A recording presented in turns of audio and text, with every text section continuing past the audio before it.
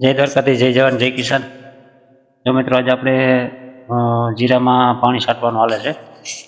પાણી છાંટવામાં આપણે ભેગી થોડીક નોર્મલ દવા નાખી છે. હમણાં 3 પંપનું પાણી માય છે. આપણે 15 પંપની દવા નાખી, એમાં 052 નાખ્યું છે.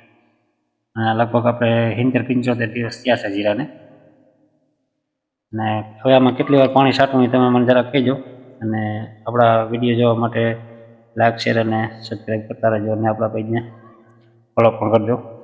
અને મિત્રો, બીજા મિત્રોને શેર પણ કરજો. થોડોક મને પણ સપોર્ટ મળે અને તમને પણ નવા નવા વિડીયો જોવાની મજા આવે. અને જો આ કેવી નજલ વરે એ જરાક કહેજો. આ બે ઓલી ગન નાની હતી એટલે આપણે મોટી ગન લઈ આવ્યા છે પાણી છાંટવા. ટર્બો ગન છે અને ફુવારો બહુ મોટો અને પોળો થયા છે, જે જીરું પલળતું જાય છે. તો મિત્રો, હવે જીરામાં હું માવજત કરવી જરાક કહેજો. આપણે બહુ ખેતીનો અનુભવ નથી.